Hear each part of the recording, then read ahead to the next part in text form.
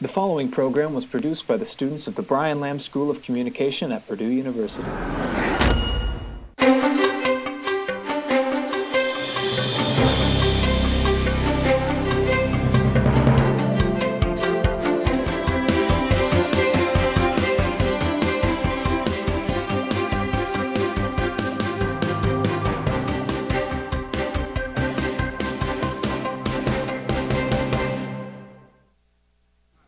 Hello and welcome to a new edition of Fast Track News. I'm Yahaira Martinez. It's back to school after break, but the winter storm in Chicago has made it difficult for some students to make it their way back to campus after Thanksgiving break. According to ABC7 Chicago, 818 flights were canceled at O'Hare, and delays averaged 63 minutes. The winter storm dumped almost a foot of snow across the Chicago area and brought a mix of rain and snow that created slushy conditions on the ground. Brianna has more on what this winter storm has in store for our neck of the woods. Brianna? That's right, Yahaira. This storm, it packed a powerful punch for parts of the Midwest, but thankfully for us, we were spared. Today we saw a little bit of drizzle and rain from the system, but otherwise no accumulation, maybe just a dusting. As you can see on my live look, you can see that we had just a little bit of snow, nothing much, nothing major. The roads are a little slushy, but it's not any hassle.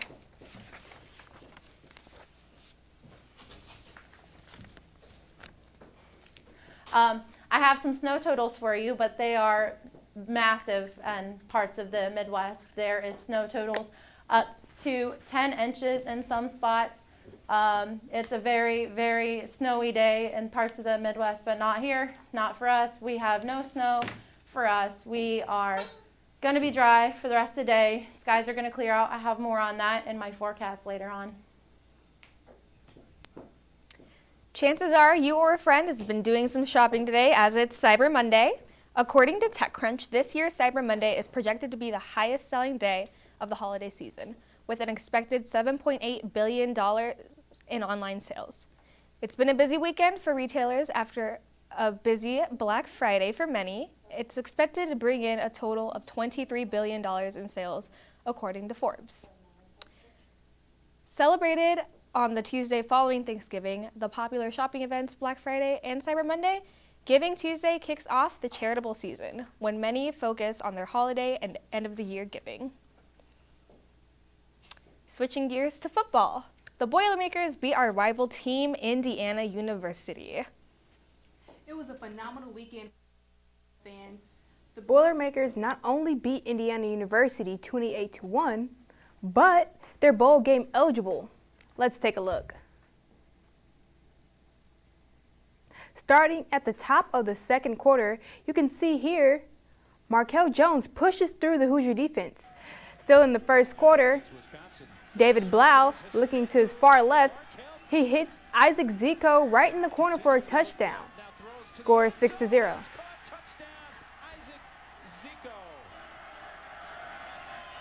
Blau is using his line of defense as he throws to the tight end, Cole Herdman. First down, top of the second quarter. Again, a quick look. Now watch this. Blau throws the ball more than halfway down the field.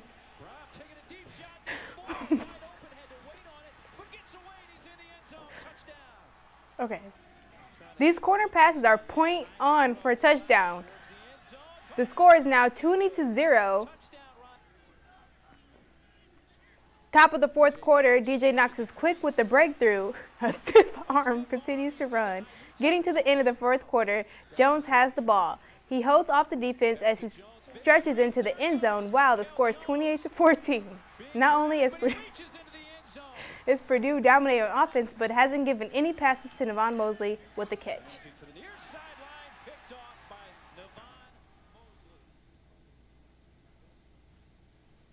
After a phenomenal game like that, it looks like the Boilermakers are going bowling again. That's 2 years in a row, right? Right. Yeah, in fact, Purdue finished with a 6-6 overall, which means they are one of the 9 Big Ten teams who are eligible for the bowl game. So what does that mean for Brom and his future here at Purdue? Well, in fact, following the game, the head coach said that he reassured his fans that he was not going anywhere anytime soon. His future is invested in Purdue football. Well, we are just days away from an annual holiday favorite at Purdue. The PMO Christmas show is this weekend, and you have 4 opportunities to enjoy it. The first show will be Saturday at noon, followed by an additional performance at 4 o'clock and 8 o'clock. Tickets are also on sale the Sunday afternoon for the Sunday afternoon performance at 2. We've put the ticket prices on the screen for you. They're $35 for adults, $27 for seniors, $20 for students, and children under 12 and under cost $12 per ticket. You can order your tickets online or at the Purdue box office. Coming up next, a look at an in-campus pub hidden in the Purdue Memorial Union. Space am I giving up? Okay, can we get camera 1 on the screen, please? I love being in the studio. I love having that resource. Being able to just use the facility and really learn hands-on how production happens and just being able to air live. From commercial video production to journalism, there are many fun and rewarding careers in broadcasting and digital media. And Purdue's Brian Lamb School of Communication can help you prepare for the exciting journey. Hi everybody, I'm Dustin Grove and I teach in mass communication here at Purdue. I focus on the news broadcasting side of things, and I wanted to take a minute to share with you what that looks like. One of our most popular courses is Fast Track News Magazine. Hello and welcome to another edition of Fast Track, bringing all things Purdue to you. Here, student producers, hosts, reporters, photographers, and editors put stories together for this weekly 30-minute TV program on everything from hard news to feature stories to sports profiles. This show has been in production for years, and we've won recognition as one of the best student-produced programs in the country. Another course is called Live News Reporting and Production. This is where students get to pitch story ideas in an editorial meeting, then go out and gather their stories on deadline. This is Purdue Wrestling, and that is Luke Welch. All in one day for a live evening newscast that airs from our studio in the Digital Media Production Center. As we go ahead and look at the surface map. The program also includes a weather segment from students studying Earth and atmospheric science. It's all hands-on learning, and it's as close to the real thing as you'll find. Graduates looking for that first job find it's pretty seamless to be able to transition from here to the real world. To prepare for those upper-level hands-on courses, you'll first take a foundational course called Multi-Platform Journalism.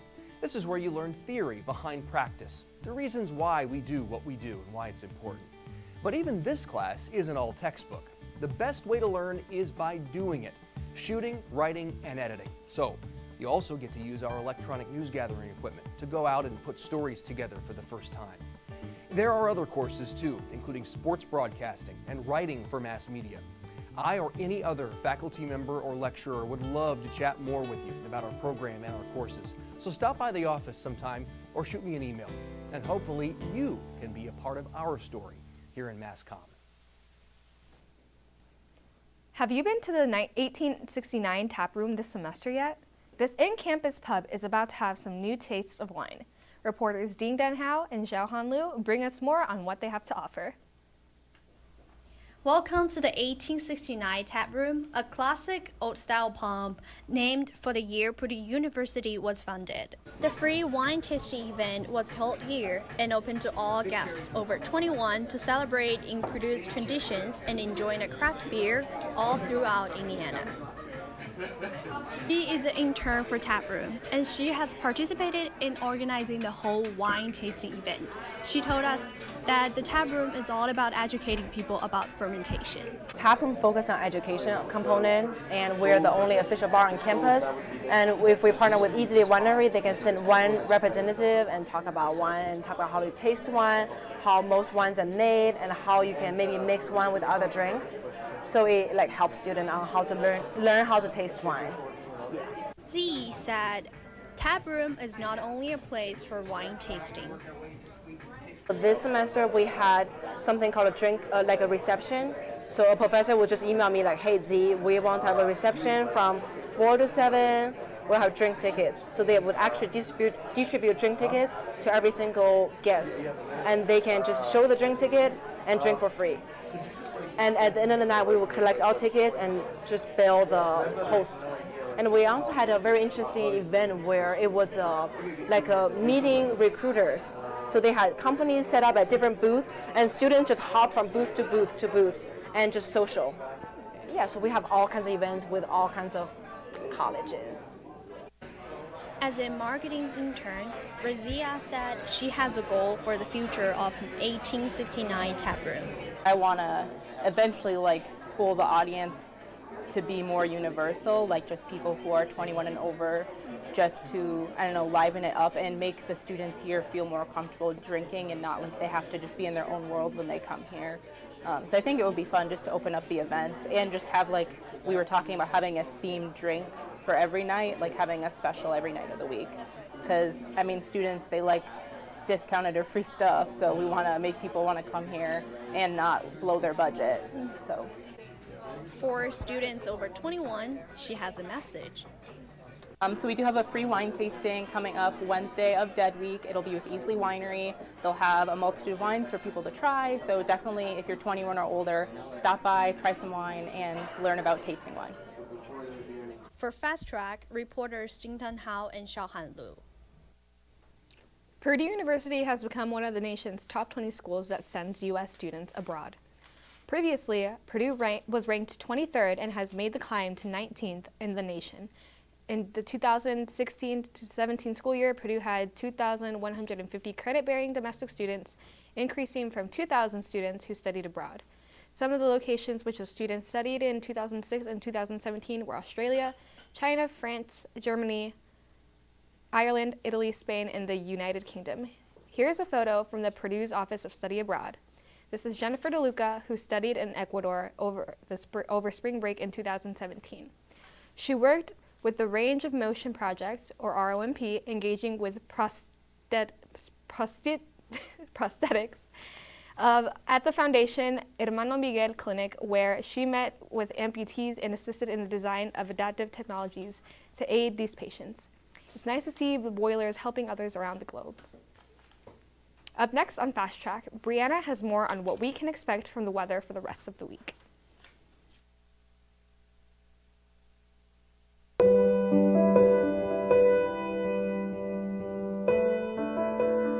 So the Brian Lamb School of Communication has a long tradition as a department of communication originally, so well over 100-year tradition. There has been communication here in the teaching of speech and organizational communication and other things for decades. We have a very vibrant, I think, curriculum for our students in 5 different areas of communication. It's everything from human relations and communication about relationships to public relations to communication within organizations to video production.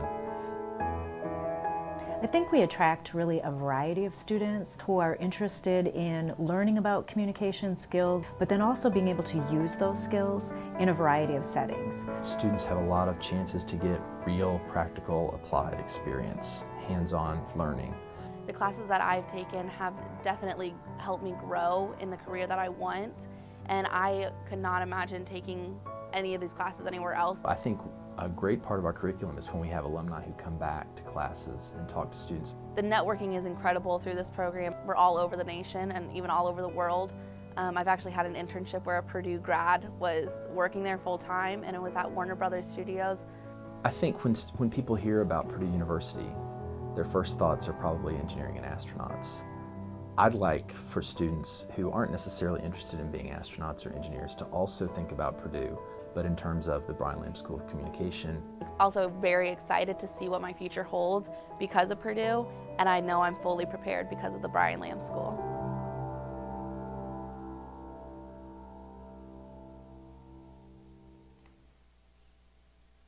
Welcome back to Fast Track. As you can see here, I have a look at the system that dumped a lot of snow on Chicago this morning and last night.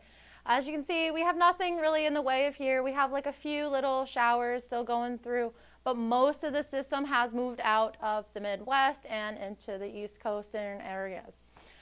As you can see in my snow totals, lots of snow was dumped in the area. We had up to a foot of snow in some places. Here are the higher totals. I sort of looked around. Indiana cities down here, Crown Point and Maryville, had less than 2 or 3 inches of snow.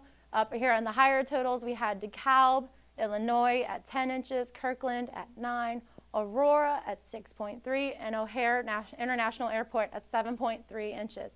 O'Hare had lots of delays in flights. Over 800 flights were delayed. It was a mess for students trying to get back to campus today. In lighter news, here we are. We have some snow showers still in the area, but those are going to diminish as the night goes on, and we're going to have clearer skies. Here's our live look outside. So we picked up a little bit of snow, not much, just a dusting, enough to make the sidewalk slushy on your way between classes. Currently it is 30 degrees, but it feels like 18 with the winds coming out of the northwest at 13. We got that cold Arctic air coming out of Canada, so it's very chilly outside. Bundle up, bundle up. 84% humidity, which is causing the rain, or the snow showers, I should say, with a dew point of 27. And you can see as the Arctic air I was telling you about, it's starting to funnel its way into Indiana and parts of the southern parts of the state, or the country, I should say, all the way to the west coast, all the way to the east coast. The only place that's warm is Texas. And another look at our current radar conditions. The snow showers ending, and the snow is ending tonight. Tonight's forecast, a low of 19 degrees, cloudy skies that will be clearing. Winds out of the west-northwest at 10 to 20 miles an hour. The 7-day forecast, it's going to be an interesting week as far as weather. We have a high of 24 degrees, a low of 17 for tomorrow, partly cloudy skies. Wednesday will be a high of 30, low of 25 degrees, mostly sunny. Tomorrow might be a nice day out of the rest of the week. It's going to be some sunny. A high of 38 for Thursday, low of 35 and cloudy. Friday is going to be a high of 44, low of 38 with AM showers. And we're going to copy and paste that forecast for the rest of the weekend. A high of 45, a low of 38 for Saturday. Sunday, a high of 44, a low of 35. Monday, 43, low of 35 and PM showers. We're going to have a wet weekend in store, folks. And I'm going to send it on to commercial. We'll see you right back after the break.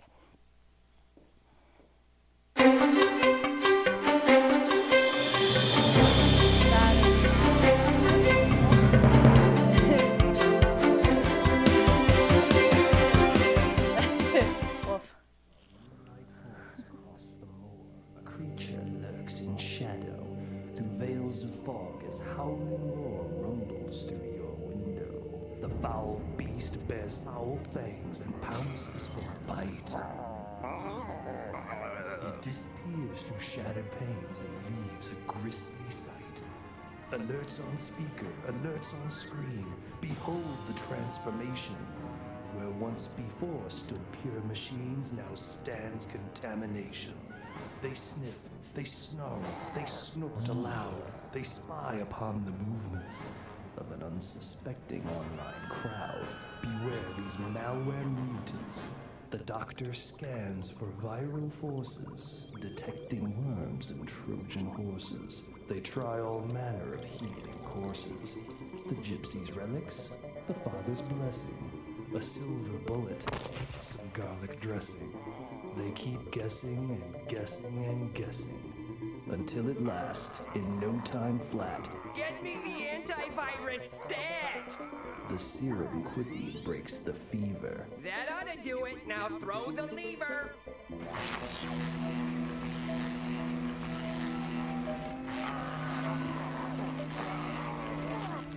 And all goes still, and all goes silent. May they rest in peace instead of violence. Protect your gadgets from evil malware. Download antivirus software. Purdue Extension Health and Human Sciences provides education to people of all ages in Indiana's 92 counties. The community is our classroom, where we bring university information to the local level and help people strengthen families, spend smart, eat right, and to live well. Tell me how HHS can help you. Tell me how HHS can help you. Tell me how HHS can help you.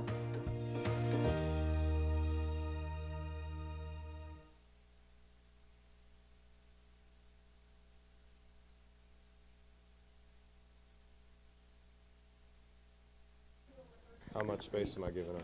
Okay, can we get camera 1 on the screen, please? I love being in the studio. I love having that resource. Being able to just use the facility and really learn hands-on how production happens and just being able to air live. From commercial video production to journalism, there are many fun and rewarding careers in broadcasting and digital media. And Purdue's Brian Lamb School of Communication can help you prepare for the exciting journey. Hi everybody, I'm Dustin Grove and I teach in mass communication here at Purdue. I focus on the news broadcasting side of things, and I wanted to take a minute to share with you what that looks like. One of our most popular courses is Fast Track News Magazine. Hello and welcome to another edition of Fast Track, bringing all things Purdue to you. Here, student producers, hosts, reporters, photographers, and editors put stories together for this weekly 30-minute TV program on everything from hard news to feature stories to sports profiles. This show has been in production for years, and we've won recognition as one of the best student-produced programs in the country. Another course is called Live News Reporting and Production. This is where students get to pitch story ideas in an editorial meeting, then go out and gather their stories on deadline. This is Purdue Wrestling, and that is Luke Welch. All in one day for a live evening newscast that airs from our studio in the Digital Media Production Center. As we go ahead and look at the surface map. The program also includes a weather segment from students studying Earth and atmospheric science. It's all hands-on learning, and it's as close to the real thing as you'll find. Graduates looking for that first job find it's pretty seamless to be able to transition from here to the real world. To prepare for those upper-level hands-on courses, you'll first take a foundational course called Multi-Platform Journalism. This is where you learn theory behind practice, the reasons why we do what we do and why it's important. But even this class isn't all textbook. The best way to learn is by doing it, shooting, writing, and editing. So, you also get to use our electronic news gathering equipment to go out and put stories together for the first time. There are other courses too, including sports broadcasting and writing for mass media. I or any other faculty member or lecturer would love to chat more with you about our program and our courses. So stop by the office sometime or shoot me an email, and hopefully you can be a part of our story here in MassCom.